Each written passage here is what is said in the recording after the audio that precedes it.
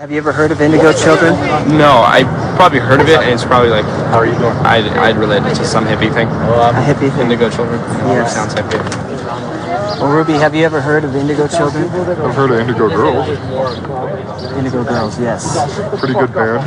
What's an indigo? We have Indigo. Indigo child? Yeah. I have no idea. You? I've never heard of it. I have no idea what an Indigo Child is. I see kind of like a more of an awareness among younger people, depending on where they're from, where they come from, their backgrounds mainly. My daughter, who's 8, told me she waited a long time to come to Earth to have me as a parent, like she had a mission. What's her mission? Did she say? She hasn't said yet, but she seems to be really wise and really all-knowing and old soul. Maybe she's an indigo child.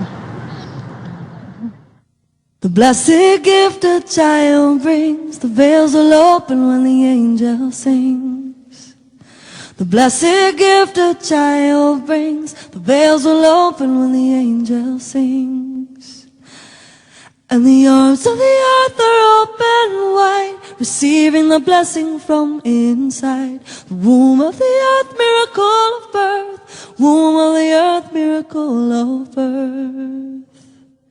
Brought here from the earth and sky, an angel of light come here to try to remind us of the simple bliss that lies within our mother's kiss. And the arms of the earth are open wide, receiving the blessing from inside. The womb of the earth, miracle of birth. Womb of the earth, miracle of birth. The womb of the earth, miracle of birth. The womb of the earth, miracle of birth. To me, the definition of an indigo is someone who's highly sensitive with a warrior personality. A warrior personality means it's someone who's here to lead and to take charge. For a long time now, since the 70s, 80s, clairvoyants and psychics have been able to see the color indigo in the biofields, the auric fields of mainly children. Why children? Because it's the vitality of children. It's their life force that renders these colors more visible. I've always seen those souls who are identified as indigos as having this indigo color in their beingness. As I see the soul, they look like a brilliant star in a midnight sky, and around the clarity of that white light that they are, is this circle of indigo light. Well, it's a beautiful mythology. It's a way to put in words something that is happening. And indigo is a beautiful color, but it's just a color. What really means is that humans start shifting. These are children with an extraordinarily different sense of things, a larger sense of things. Indigo children, to me, are children who have an expanded awareness, dramatically expanded awareness of everything around them, things seen and unseen. They have a very deep spiritual base, not religious base, spiritual. If you talk to them, I don't care how they have been raised, they have a sense of knowing that there is a greater power. There is more than what we see. They are also great healers. You know, they have the purest heart that you could find. I've dealt with a lot of them, and that's what I found them to be.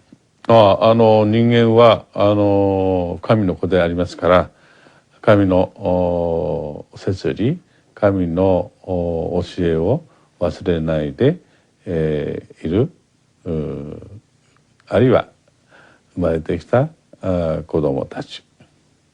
For a while, I was kind of confused because I would feel things and I would think things that I thought no one else thought. And so I didn't always express myself the way I do now and talk about things like this openly. But I'm definitely accepting and thankful that I am what I am. Well, certainly indigos know that they are different from most other people. There are traits that most, if not all, indigos have in common. These kids were coming in, or young adults, already questioning what they were told by their schools or the principals or their pediatricians or even sometimes psychiatrists. They are seen to be children who are born with special perception or special wisdom or special compassion. For me, all children are indigo children.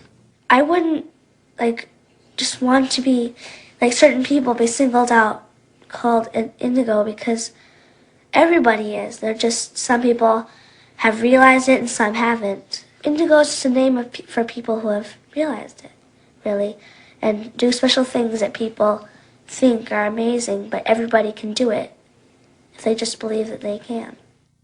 When I was 4, I had many visions of meeting God, meeting new people, and my inspiration is God. And when I draw, the first time that I drew, I thought that everything could do the same thing. But as I grew a little older, I knew that God gave me this gift to share with others too. So when I started drawing, God gave me more ideas that I don't even know. I don't even know what the meaning is. Like the pyramids, I really don't even know that meaning. Some paintings are even more harder and harder to think of and know that meaning. So when I started getting a little older, I started knowing that this is God. This is totally God. He's helping me with my art. He's helping me with my poetry, my life to live, other people's life. He's taking care of me like I was a little butterfly, and he's just a little human, just covering it, just making it safe. I like him. He's everything that I have, and when I think of that, I feel like a really good feeling that he's in every poem that I write, in every painting that I paint.